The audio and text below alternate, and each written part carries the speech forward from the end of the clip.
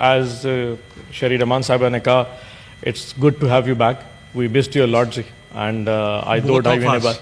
She was talking about both of us. अच्छा जी, तो मैं अब आपकी बात कर सकता हूँ. I won't talk about myself, sir. So आपको देख के खुशी हुई इस चेयर के ऊपर.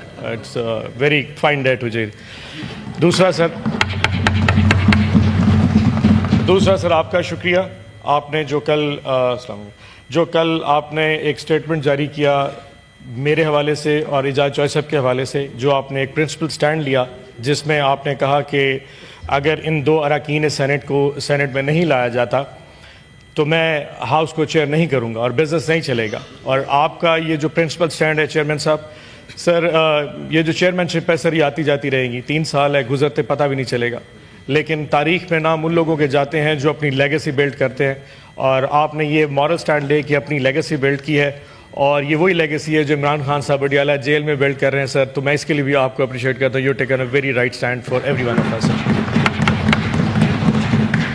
Before I go on, sir, I must thank my leader of the opposition, Shibli Faraz साहब, जिन्होंने परसों मेरे वाले इशू पे टाइम इस इशू को रेज़ किया, जिसके बाद अचानक मीडिया में आया और चीज़ वायरल हो गई. And I also like to thank my parliamentary leader Ali Zafar साहब, the way he took a stand और जिस तरीके से उन्होंने मेरे इशू को रेज़ किया, जिसका ultimately deputy chairman senate I must appreciate. आज वो हमारे साथ यहाँ बैठे होते तो मैं आज उनकी भी तारीफ़ करता. उन्होंने जो मेरे हवाले से हुक्म सादिर किया आज़म तारड़ साहब को, एंड द वे आज़म तारड़ साहब ने जो किया मेरे हवाले से जो स्टैंड लिया, जिसके बाद थोड़ी सी मेरे पे सख्तियाँ और ज़्यादतियाँ थोड़ी सी कम होनी शुरू हो गई थी. I am sure I am also thankful to आज़म तारड़ साहब as well taking a stand and the whole house everyone. जो इतने सारे मेरे सैनेटर्स बैठे हैं, मैं आप सबका तमाम दिल से शुक्रिया अदा करता हूँ.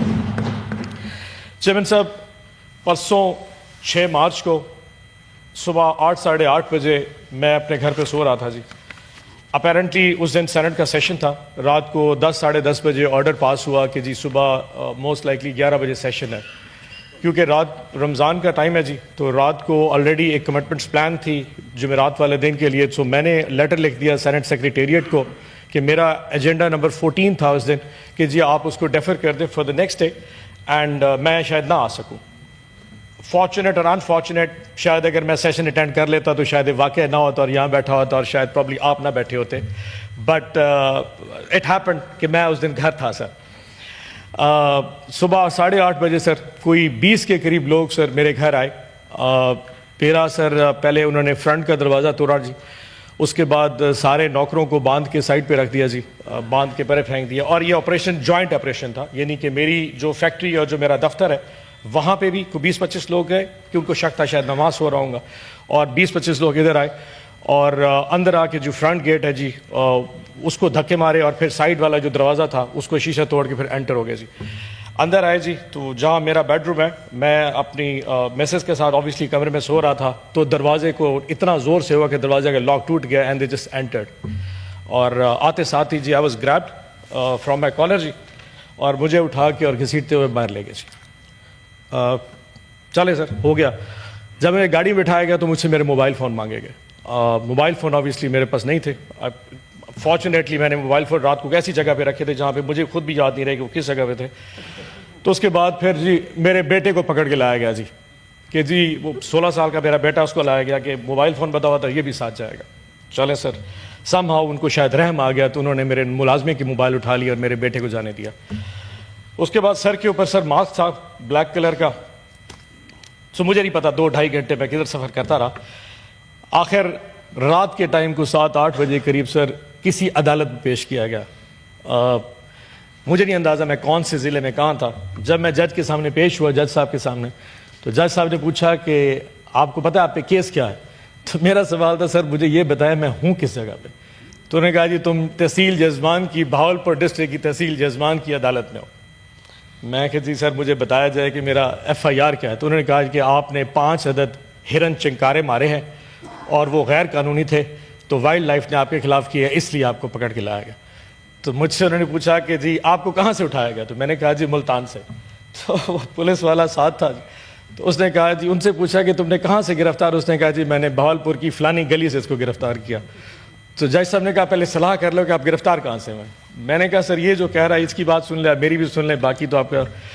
تو خیر اینی وے اس کے بعد جج صاحب نے آرڈر کر دیا, 1 دن کا جوڈیشل ریمانڈ دے دیا. جب میں تھانے میں گیا تو مجھے پتہ لگا یہ وہ تھانہ ہے سر جہاں پہ کسی زمانے میں فواد چودھری صاحب کے اوپر مسجد کی ٹوٹیاں چوری کرنے کا پرچہ کاٹا گیا تھا. یہ وہی تھانہ ہے جہاں پہ شہریار افریدی کے اوپر گندم چوری کرنے کا پرچہ کاٹا گیا. تو جب میں نے اپنا پرچہ دیکھا کہ جی میرے اوپر 5 چکارہ مارنے کا الزام ہے, تو میں نے اللہ کا شکر ادا کیا کہ چلو عزت دار پرچہ تو ہے جی کم از کم, اور کچھ نہ ہو جی. بٹ نہیں ہو سر, بات گزر گئی, رات گزر گئی, پھر 1 دن کا ریمانڈ اور دوسرے دن کا ریمانڈ, اور پھر چلتے ہوئے اچانک پھر کل رات کو تقریباً کوئی 11 بجے مجھے سوتے اٹھایا گیا کہ جی تمہارا پروڈکشن آرڈر جاری ہو گیا اور آپ نے اسلام آباد جانا. اب آپ کو اندازہ ہے کہ سر یہ جو تحصیل یزمان ہے یہ ملتان اپنا اسلام آباد سے تقریباً 9 گھنٹے دور ہے جی. تو میں نے کہا کہ جی اس وقت تو سفر میں اتنا ٹائم لگ جائے گا, اور جی آپ کو جانا پڑے گا. میں نے ان سے پوچھا کیا اعجاز چوہدری صاحب کا پروڈکشن آرڈر جاری ہوا؟ تو انہوں نے کہا جی ہاں جی, وہ بھی سننے میں آیا ہے کہ ٹی وی پہ چل رہا ہے کہ وہ بھی آ رہے ہیں. آئی واز ناٹ شیور, میرے پاس کوئی مینز آف کمیونیکیشن نہیں تھا. انڈر دس ایکسپیکٹیشن کہ میرا اعجاز چوہدری صاحب کا آپ نے اکٹھا سٹینڈ لیا تو ہم دونوں آ رہے ہوں گے. رات کو 11 بجے جی مجھے اٹھا کے, ویسے ہی آپ کو شاید حالت سے اندازہ ہو گیا کہ جس حالت میں تھا اسی طرح نکل کے آ گیا بستر میں سے.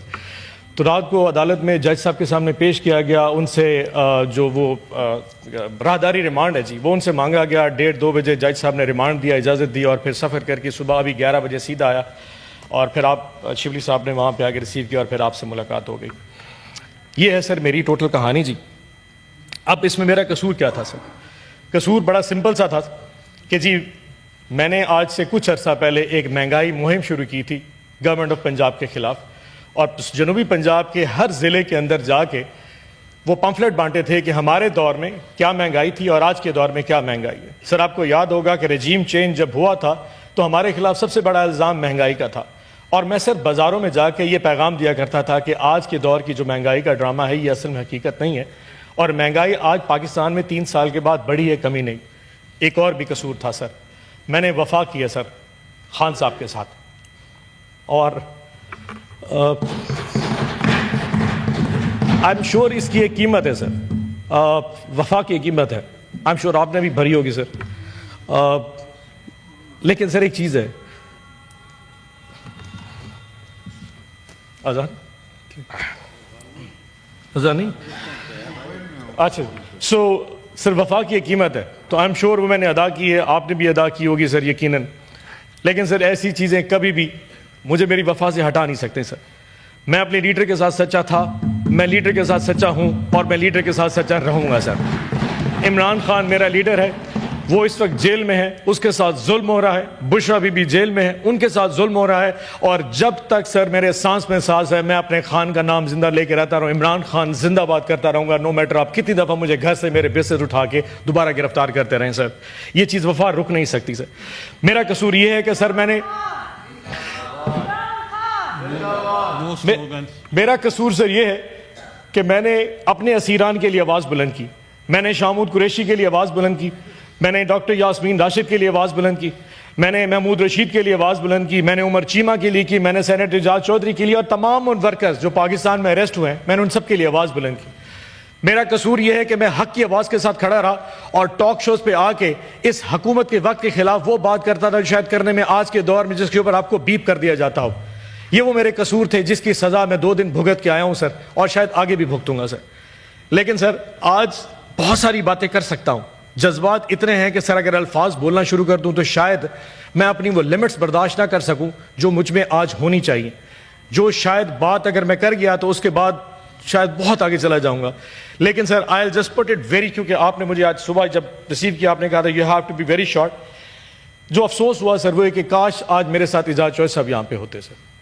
اس کی وجہ یہ ہے کہ سر جتنی تکلیفیں اس شخص نے سہی ہیں میں نے اس کا شاید پورشن بھی نہیں برداشت کر سکا سر, اس کا کچھ بھی نہیں ہے سر. آج جب میں یہاں پہ گیٹ پہ پہنچا تو مجھے پتا کہ اعجاز چوہدری صاحب کو نہیں لایا جا رہا, اینڈ آپ کو پتا ہے کہ اعجاز صاحب کو کیوں نہیں بھیجا جا رہا. جس طاقت نے شاید آپ کو راضی کرنے کے لیے, کہ ان کو پتا تھا کہ آج اگر مجھے یہاں پہ نہیں لایا جائے تو گیلانی صاحب چیئر نہیں کریں گے, تو صرف آپ کو راضی کرنے کے لیے میرے پروڈکشن پر ایگزیکیوٹ کر دیا اور اعجاز چودھری کو نہیں لایا.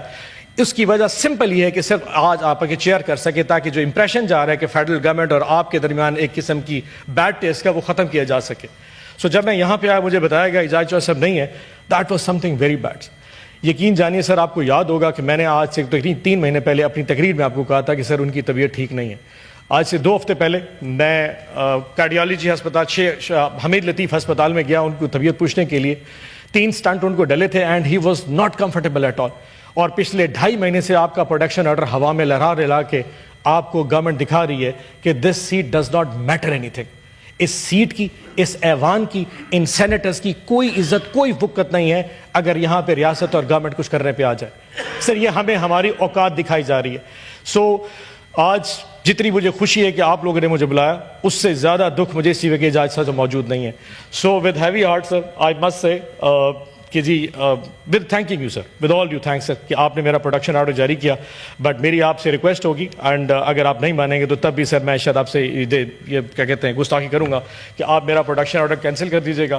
اینڈ آئی ووڈ لائک کہ میں واپس چلا جاؤں اپنی جیل میں سر اور جا کے آئی فیس دا میوزک. اگر ضمانت ہوگی تو میں آ جاؤں گا سر، اور اگر نہ ہوئی تو اگر اعجاز چوائس صاحب آئے تو میں ان کے ساتھ آؤں گا. ادروائز اگر وہ نہ آئے تو I beg leave from the institution, کیونکہ سر اگر آج ہم اس انسٹیٹیوشن کی خود عزت نہیں کروائیں گے تو کوئی نہیں کرے گا. ادروائز سر یہ کمفرٹیبل بڑا تھا، میں بھی اپنے لاج میں چلے جاتا، پرابلی اپنی فیملی سے مل لیتا، پرابلی کوئی ٹی وی دیکھ لیتا، شاید کچھ کھا پی لیتا یا کچھ ایسا ہو جائے. بٹ سر اس کمفرٹ میں جب مجھے اعجاز چودھری آ جاتا ہے جس تکلیف میں سر آئی ڈونٹ تھنک سو کہ میرے لیے اس ایوان میں بیٹھنا اس پروڈکشن آرڈر کے تحت I will be very fine. So میں with due respect I will go back to my Bahawalpur jail and thank you so much for all the grateful sir. آباد صاحب آپ 2 منٹ بیٹھے، میں ایک میں رولنگ دے رہا ہوں اور ان کا جو پروڈکشن آرڈر جاری نہیں ہوا اس کے اوپر میں ایک رولنگ دے رہا ہوں. بسم اللہ الرحمن الرحیم. That on 13th January 2025, I, in exercise of powers conferred under Rule 84(1) of the Rules of Procedure and Conduct of Business in the Senate, 2012, issued production orders in respect of Senator Ijaz Chaudhry, who is in judicial custody and detained in Court Lakhpat Jail, Lahore, for the 345th session of the Senate. However, despite the issuance of these orders, the Senator was not produced before the House during this session, thereby impeding this right to participate in the parliamentary proceedings. Subsequently, on 6 March 2020,